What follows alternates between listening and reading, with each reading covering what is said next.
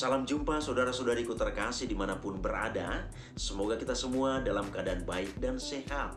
Dan semoga Tuhan yang Maha Baik selalu dan senantiasa menyertai kita. Saudara-saudari, pada sesi ini saya mengajak kita untuk melihat suatu hal yang cukup penting dan menarik dalam gereja Katolik.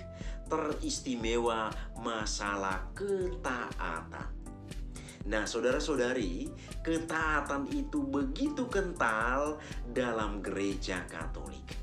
Termasuk juga ketika umat beriman hadir mengikuti perayaan, baik itu ibadat maupun ekaristi dalam gereja. Maka pada pertemuan ini saya beri judul Gereja Katolik kalau beribadat atau misa, jarum jatuh kedengaran. Barangkali saudara-saudari dari luar Katolik mungkin agak bingung dengan kalimat ini. Tetapi saudara-saudari dari gereja Katolik, kalimat ini sudah menjadi biasa. Saudara dan saudariku terkasih, sekali lagi, bicara tentang ketaatan, ketaatan itu begitu akrab dalam kehidupan umat beriman Katolik.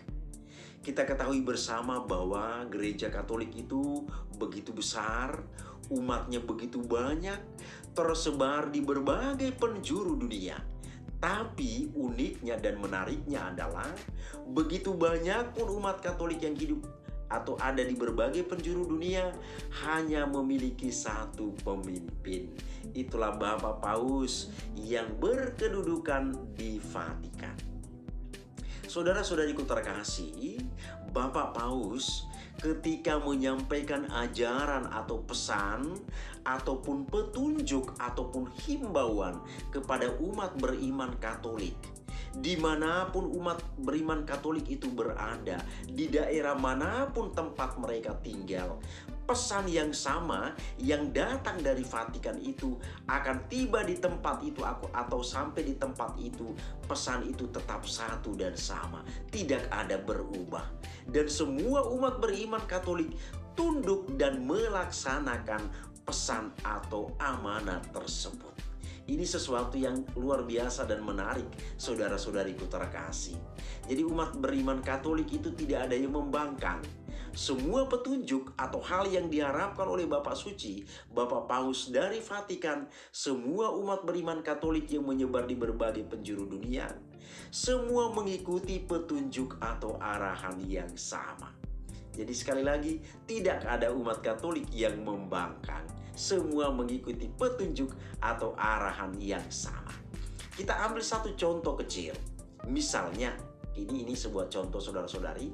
Misalnya pada tanggal 14 April nanti, itu kebetulan hari Minggu, tahun 2024 ini, misalnya Bapak Suci menghimbau kepada seluruh umat beriman Katolik yang menyebar di berbagai penjuru dunia bahwa pada tanggal tersebut seluruh umat beriman Katolik berdoa dengan intensi yang sama. Misalnya mendoakan orang-orang miskin. Misalnya kita buat contoh ini. Maka seluruh umat beriman Katolik yang menyebar di berbagai penjuru dunia ini akan melakukan hal yang sama. Membuat doa dengan intensi yang sama seperti yang diharapkan oleh Bapak Suci. Ini sesuatu, sekali lagi saudara-saudari, sesuatu yang begitu indah yang ada dalam gereja Katolik. Jadi tidak ada di sana yang membantah, semua mengikuti pedoman atau petunjuk yang sama. Maka kita perhatikan, gereja Katolik itu jumlahnya begitu banyak, umatnya tentunya di sini, tetapi mereka semua ini atau umat beriman semua ini tetap berada dalam satu garis komando karena ketaatan itu.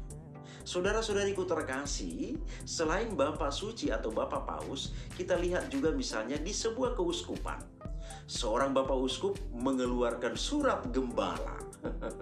Surat gembala. Di dalam surat gembala itu berisi anjuran ataupun petunjuk tertentu untuk umat beriman Katolik di keuskupan tersebut.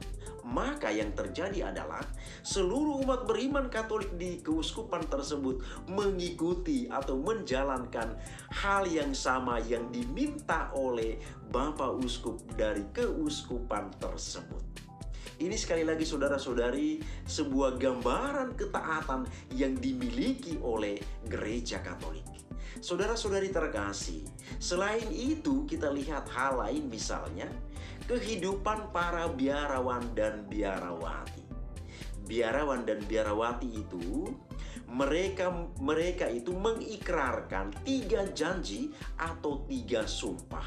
Itulah yang disebut dengan kaul, yaitu kaul ketaatan, kemudian kaul kemiskinan, dan kaul kemurnian. Ada 3 kaul yang dijanjikan atau yang diikrarkan oleh kaum biarawan dan biarawati.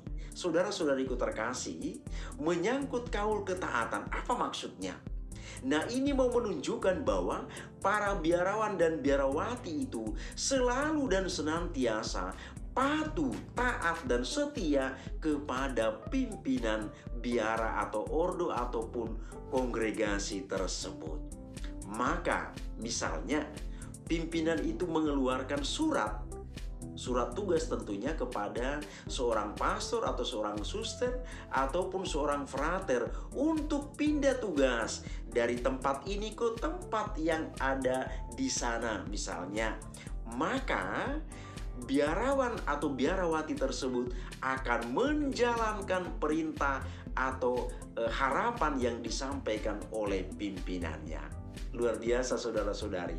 Jadi kaul ketaatan ini begitu indah kalau kita perhatikan dalam kehidupan biarawan dan biarawati.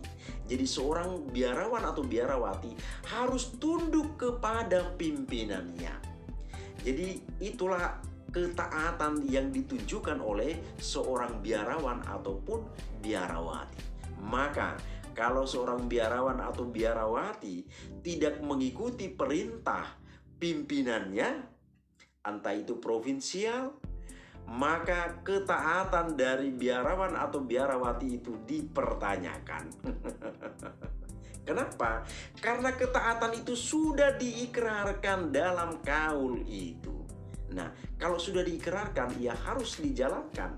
Dan itulah ketaatan yang ada dalam kehidupan membiara. Saudara dan saudariku terkasih, selain itu, ini bisa kita lihat juga dalam kehidupan menggereja. Kita perhatikan kalau umat Katolik hadir dalam gereja mengikuti ibadat ataupun perayaan Ekaristi, mau jumlah umat yang hadir di dalam itu hanya 10 orang ataupun 2.000 orang yang hadir dalam perayaan tersebut, tidak ada pengaruhnya. Artinya apa? Mau 10 orang ataupun 2.000 orang ketika hadir di dalam perayaan itu, mereka semua dengan tenang dan khusyuk mengikuti perayaan itu. Tidak akan ada kita dengar karena lebih banyak jumlah umat yang hadir, maka ada suara gaduh, ada suara ribut dan lain sebagainya. Maka di judul tadi saya katakan, kalau mereka hadir mengikuti perayaan, entapun itu ibadat maupun misa, jarum jatuh kedengaran. Kenapa? Karena jumlah umat walaupun begitu besar yang hadir, semua begitu hening dalam gereja itu. Ini luar biasa saudara-saudari. Jadi sekali lagi, mau 10 orang yang hadir di dalam gereja ataupun 2.000 orang, ini tidak ada pengaruhnya. Kenapa? Semua umat Katolik tunduk dan patuh pada peraturan yang sama. Umat Katolik sudah tahu bahwa kalau berada di dalam gereja itu tidak ada lagi peluang untuk ngomong-ngomong atau bicara-bicara dengan umat yang lain yang ada di dalam gereja itu. Jadi semua yang hadir di dalam gereja langsung memposisikan dirinya, menempatkan dirinya secara baik sesuai dengan aturan yang ada dalam gereja Katolik. Jadi ketika perayaan itu berlangsung, mulai dari ritus pembuka sampai dengan ritus penutup, semua umat Katolik memberikan perhatian penuh. Tidak ada yang sibuk dengan aktivitasnya sendiri, tetapi semua memberikan perhatian penuh pada perayaan itu.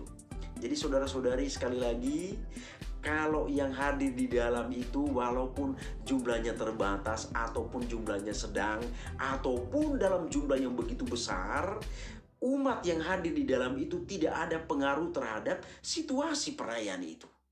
Karena apa? Semua akan konsentrasi menjaga ketenangan, menjaga keheningan dalam perayaan itu. Maka saudara-saudariku yang non-Katolik, barangkali ketika mendengarkan pembicaraan saya melalui konten ini, bisa membuktikan, bisa ini dilakukan pembuktian dengan hadir di dalam gereja Katolik untuk melihat bagaimana situasi yang ada atau tercipta dalam gereja Katolik ketika perayaan itu berlangsung. Jadi tidak ada pengaruhnya sekali lagi masalah jumlah. Nah, semua umat Katolik yang hadir di dalam sudah tahu diri, sudah tahu menempatkan dirinya. Artinya ketika dia masuk ke dalam gereja, memulai ibadat atau perayaan itu, semua harus dalam kondisi hening. Tidak boleh ada kegaduhan, tidak boleh ada bicara-bicara atau melakukan aktivitas lain dan lain sebagainya. Itulah situasi yang ada di dalam gereja Katolik. Saudara-saudari, barangkali kita bertanya, mengapa dalam gereja Katolik terjadi demikian? Saudara dan saudariku terkasih, gereja Katolik berpedoman pada Kristus Yesus sebagai guru agung atau guru utamanya. Yesus kita kenal, Yesus itu begitu taat dan setia kepada perintah Bapaknya. Yesus begitu taat dan setia. Dengan ketaatan dan kesetiaan itulah ditunjukkannya melalui penyerahan diri setotal-totalnya kepada Bapaknya demi penyelamatan umat manusia. Kita ingat saudara-saudari, dalam peristiwa Taman Getsemani, Yesus pada saat itu awalnya karena kemanusiaan dalam dirinya itu, Yesus pertama mengatakan, "Ya Bapa, biarkanlah cawan ini berlalu daripadaku." Artinya apa? Kemanusiaan Yesus itu membuat dia menjadi takut karena penderitaan itu teramat berat. Tetapi apa yang terjadi? Yesus kemudian berkat ketaatan itu, dia kemudian mengatakan, "Tetapi Bapa, bukan kehendakku yang terjadi, melainkan kehendak-Mu yang terjadi." Saudara-saudari terkasih, kalimat yang sederhana ini menunjukkan terbukanya jalan keselamatan bagi umat manusia. Dengan mengatakan, "Tetapi terjadilah sesuai dengan kehendak-Mu," maka Yesus akhirnya menjalankan apa yang dikehendaki oleh Bapaknya untuk penyelamatan umat manusia. Dan inilah yang diteladani oleh gereja Katolik. Maka di dalam gereja Katolik itu terkenal dengan ketaatannya. Saudara dan saudariku terkasih, demikianlah sedikit ulasan atau paparan tentang ketaatan dalam gereja Katolik. Semoga bermanfaat bagi kita. Terima kasih, Tuhan memberkati.